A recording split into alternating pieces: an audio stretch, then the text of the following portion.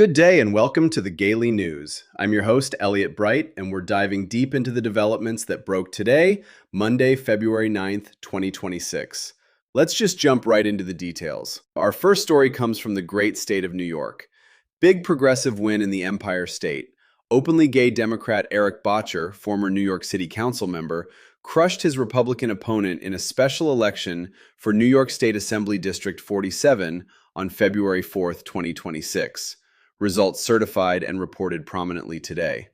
Bottcher won in a landslide, one of two Democrats who swept similar races last week, flipping the seat and sending a clear message of support for integrity, progress, and visible queer leadership.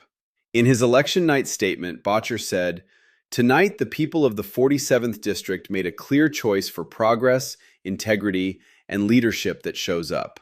I'm excited to get to work." This victory comes amid national attacks on LGBTQ+ rights, making his win a much-needed boost for representation in Albany. Congrats, Erik. The queers are taking seats and taking names. Jumping just a little over to New Hampshire, we see a nice plot twist from the Granite State, where Republican Governor Kelly Ayotte vetoed GOP-led anti-trans bill SB 268 on Friday, February 6, 2026.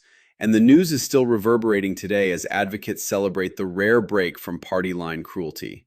The bill would have carved out exceptions to New Hampshire's 2018 anti-discrimination law, which protects gender identity, banning trans people from using restrooms, locker rooms, prisons, detention centers, or non-voluntary treatment facilities matching their gender identity. It also sought to bar trans women from sports where biological males are deemed to have advantages. Ayotte's veto statement emphasized that the bill went too far and violated existing protections. Republicans lacked the votes to override. Trans advocates are calling it a lifeline, proof that even in red-leaning states, extreme anti-trans measures can hit a wall when a governor draws the line. Now popping over to Iowa, where the LGBTQ+ community is fighting back hard. Today, advocates and protesters packed the state capitol halls, chanting "shame" as lawmakers exited a subcommittee meeting that advanced a bill opponents say would legalize harmful conversion therapy practices specifically for transgender children. The subcommittee approved the measure despite overwhelming medical consensus that conversion therapy is discredited and dangerous, causing increased depression, anxiety, and suicide risk. Protesters, including trans youth and families, rallied outside and inside, demanding the bill die. This push comes as Iowa Republicans continue targeting trans kids. Advocates warn if it passes, it could set a dangerous precedent for therapeutic coercion. The resistance is loud and organized. Iowa, your queers aren't going quietly. Finally, for U.S. news, there was strategic pivot in the Pacific Northwest. A coalition led by the ACLU of Oregon, Basic Rights Oregon, and Planned Parenthood announced today that it's ending its campaign to qualify a ballot initiative amending the Oregon Constitution to guarantee rights to gender-affirming healthcare for trans people, abortion, and same-sex marriage. The group had been gathering signatures since last year, inspired by New York's successful Proposition 1 in 2024, and promoted it at Pride events while fundraising.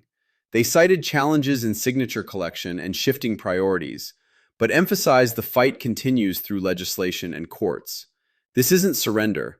It's reallocating energy where it can hit hardest in a state already protective of these rights. Smart chess move.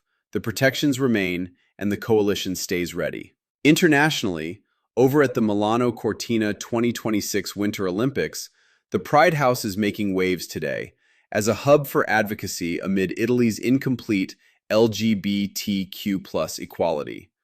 Organizers from ILGA Europe and local groups are hosting nightly talks and roundtables on trans and non-binary inclusion in sports, AI's impact on rights, and more, under the theme, "When Everyone Can Compete, Inclusion and the Power of Sport." Italy still lacks full marriage equality for same-sex couples, no automatic co-parent recognition, no hate crime protections for sexual orientation or gender identity in all areas, and no depathologization of trans identities. Pride House highlights these gaps while celebrating the record 40-plus out LGBTQ+ athletes competing, including trans skier Ellis Lundholm. It's a bold statement. The games are global, but rights must be local, and Italy has work to do. Well, that's your Gaily news for today. Timely, fierce, and unapologetically us. Keep fighting, keep loving, keep calling out the nonsense. Elliot Bright signing off. Stay fabulous, and I'll see you tomorrow.